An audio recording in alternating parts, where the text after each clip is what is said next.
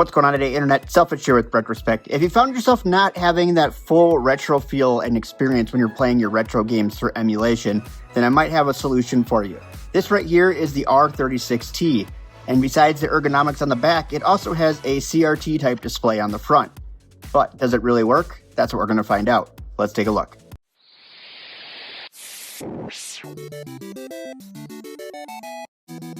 This R36T was provided to me for a fair and honest review. No money exchanged hands, and all opinions are of my own. If you're looking at picking up an R36T, there will be links down in my thingamabob on where you can grab one of these bad boys. And here we go. Well, I am going through the I/O of this device. I will put these specs up on the screen for you. They pretty much are the same, minus the screen for a normal R36S. Granted, this is still a 640 by 480. It does have that ballooned out screen to give it that CRT effect. Let's take a look at the I/O. We're going to start on the top like we always do. Up here you do have your 3.5 hole. That's your auxiliary hole. We do have an OTG hole right here. That's going to be used for hooking up controllers to this device because it does have built-in Wi-Fi. And then you also have a DC hole, and that is going to be for powering this bad boy up. And it does come with a USB cable for charging. On the back here, we do have some great ergonomics. You've seen these on some other handhelds that these guys have come out with the ergonomics here on the back of the device. And then we also do have our shoulder and trigger buttons, which are very clicky, but they are pretty comfortable to use. On the left-hand side over here, we do have our volume up and down. And then on the right-hand side over here, we do have our power button. We do have a reset button. And then we also have an SD hole for the operating system and your games. They all go on a single card on this particular device. Moving along down to the bottom down here, we do have our speaker. And then moving back to the front here, we do have our face buttons, our ABXY face. They are actually do pretty well. They've got a decent rebound on them too. So it's kind of nice like that. I'm not sure if you can see them. That travels pretty short as well, so that's kind of nice. Then we also do have our start and select buttons here in the middle. Now all of these buttons do look kind of like rivets or knobs that you would use on a television. And then we do our function button up here. And like any true R36 device, this function button is not functional. We do have a stick down here. This is a switch style stick. It does light up around the stick with LEDs. You'll see that once we get this thing fired up. And she moves pretty freely, and it does have L3. We don't have any R3 because we don't have a right stick. And then we do have a dish style D-pad. It's actually not that bad to use. It kind of looks like it should be worse than it really is. I don't like how close it is to this stick up screen because I tend to use the buttons right on the edge. So with my D-pad, I tend to be a little bit more outward facing. I know we've talked about that in videos before. So I have to kind of adjust my playstyle when I play on this. Otherwise, my thumb gets stuck on the screen and it doesn't work, which makes sense because the screen is not necessarily lower, but it's not as smooth or flat as they normally are. And this is a dish style D-pad, so I can't kind of come off the corners as much as you normally could. But all in all, the D-pad actually works pretty good, and it's got a decent membrane in here. It actually feels pretty solid for what it is. And then again, we do have a 3.5-inch display on the front here, and this one does have a bubble to it, giving it kind of a CRT effect. They've also already set up a lot of the CRT filters on this device when you get it, so you don't even need to mess with shaders or anything. All that stuff is already programmed in to work pretty well with this display that's on here. It does this weird magnify thing, I think, just because of the curve to it. I'm not exactly sure how it works, but it's not a true CRT, but it does give you a little bit more of that CRT, like that love that you get out of games. And then again, with the shaders they added, it just adds that effect as well. Let's get her powered up and we'll take a look at the operating system. So we'll take a look at the load screen here. Now this is running a version of EmuElec. I do kind of like this game screen they put on here. It's got a cool effect to it too with this particular setup. Let's see if we can get it on the dash cam down here. So we get that. Here, we'll actually lift this up a little bit maybe. Maybe it'll make it a little easier. There it goes. All right. And it really does have that TV intro, which I think is really dope. They did think of a lot of things to go along with this TV theme. The only thing that this thing is really missing, especially when we were going over the I/O, but now that we've already gone through it all, it doesn't have bunny ears. I feel like it should have bunny ears. I don't want to see one of those HD antennas. I want the true CRT effect with the bunny ears on the top. Maybe they could fold them in between here or something. I don't know. I just thought that'd be kind of cool. Anyways, like I was going, we do have EmuElec Emulation Station version 4.7. It also says dirty in the version number, so whatever that means. Now, this does have Wi-Fi, which is pretty awesome because you can use retro achievements. One thing that's really cool about EmuElec, if you're into retro achievements, is they are right front and center. They're also here underneath the game's settings as well. You can do your retro achievements under there. Either way, you can set up retro achievements on here, and that Wi-Fi just makes that so much easier. Now, when you go through here, we'll take a look at the systems that are on here, and we'll see if you can see it over here. and we'll go through. So there is a few systems. So we're gonna start here, and then we'll just I'll go through. It'll be real quick. I believe there's about 16 or 17 different systems on here, and some good stuff for sure. Because this is a traditional R36S, we are running a 3326. There are a couple other systems they could have put on here that they decided not to, but this does only come with a 64 gig card in it, so that makes a little bit of sense. In fact, when you go into a couple of these systems, I was a little bit surprised. Like when you go under, like, okay, NES, we normally see the entire NES library on the device. This particular device here does have 498 games on it, a little less than a quarter of what we normally see on these when they come. And there's a couple other systems that really didn't have much on them at all, and I'm trying to remember what they were. N64 had a lot. Oh, DS, if you want to play DS, there's only 28 games on here, but we can play DS on here. And then another one that was pretty low, Mega Drive, that one's always low.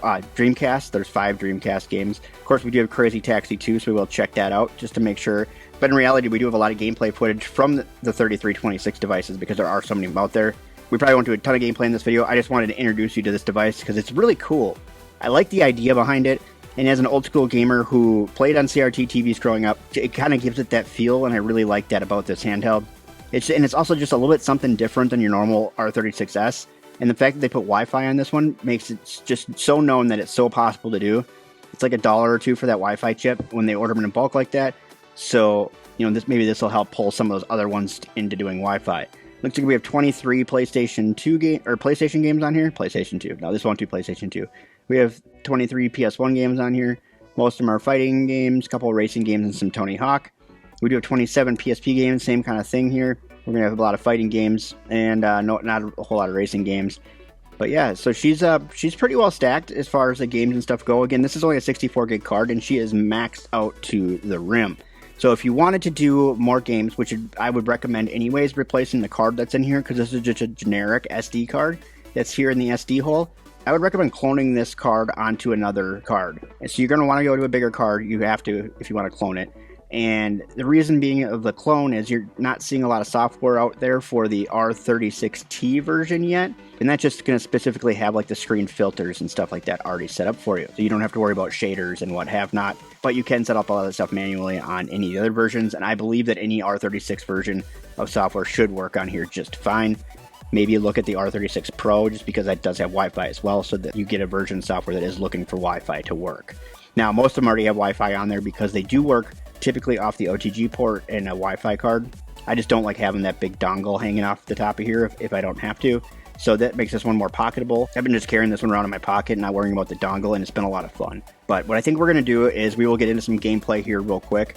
After the gameplay, I'll give you a breakdown of who this is for and if this is something that's worth putting your money into and where you can find it. So let's play some games here.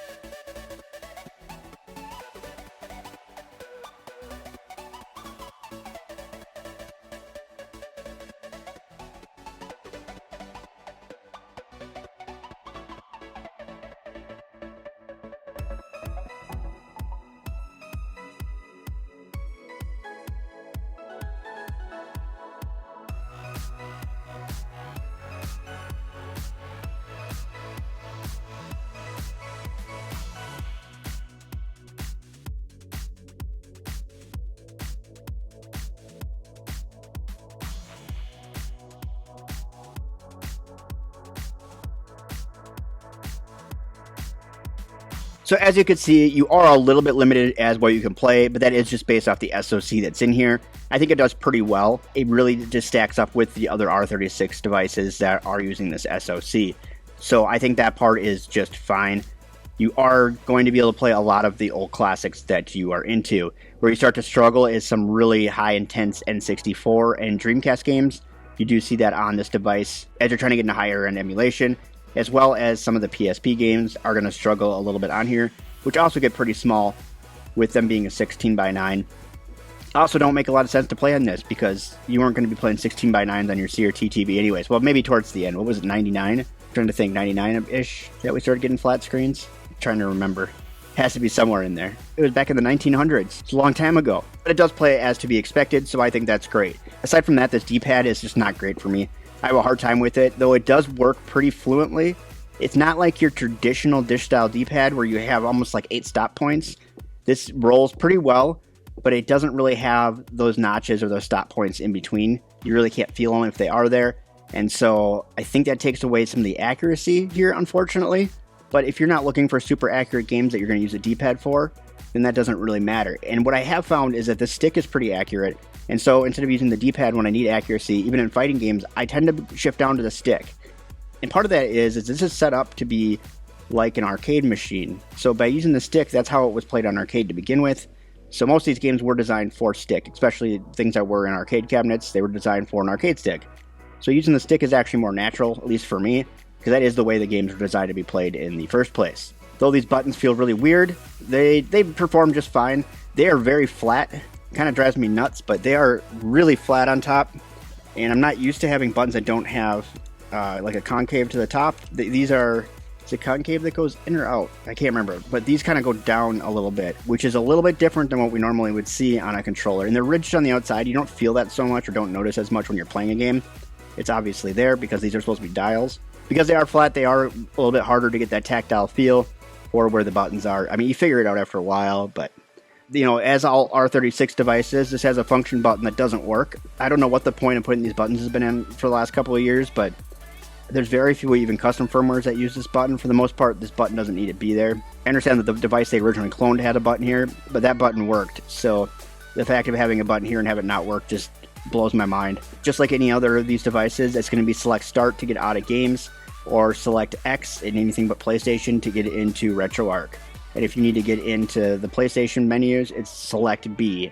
For some reason, PSP is always different than every other system, so it's usually the opposite of what you have for the other ones. If this was programmed correctly, it would be function X and function B, but I digress. The buttons on the back do work pretty well. They are very loud, but they do work well.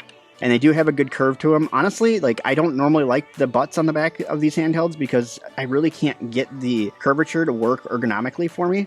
So normally they end up becoming really good one-handed devices for me if they have this butt on the back. But with this one right here, it actually works pretty well. And I think it's because these curves aren't as drastic as some of the other ones that I've looked at, especially recently, where they seem to like these curves are getting thicker and bigger all the time. These ones have kind of gone back to the originals and they are a better feel.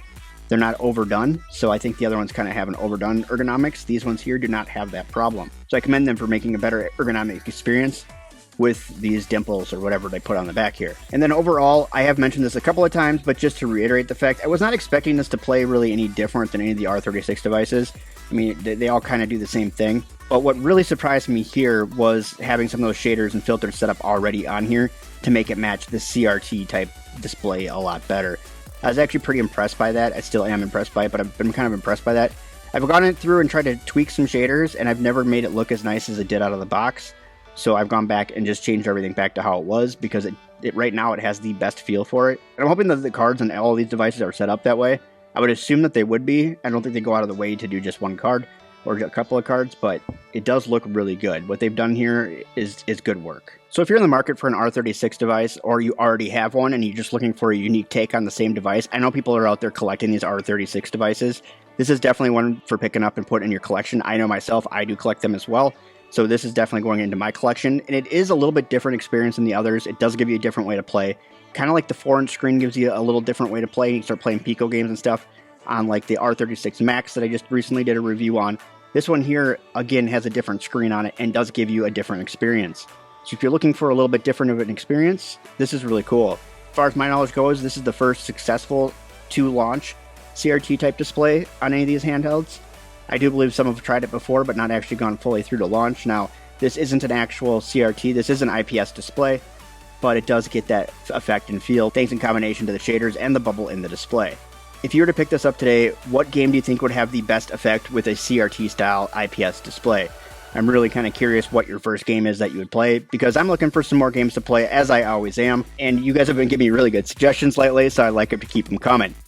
If you decide you want to pick one of these up, as I stated at the beginning of the video, there are links down in my thingamabob, and the prices are the cheapest that I could find at the time of posting. I'm trying to save you guys a buck or two. But that's all I got for you today. Don't forget to comment, rate, subscribe, share this video with your friends, because sharing is caring. It also helps grow the channel. Once you're done with all that, hit one of these videos here on the screen. YouTube says you're going to like it. They picked it based off your algorithm. That algorithm got you here, and you watched this long, so you're probably going to like one of these other videos too. I think you will. And even if you don't, hit the like button on that one as well. That'll help us both out somehow. But that's all I got for today. Thanks for watching. Bye-bye!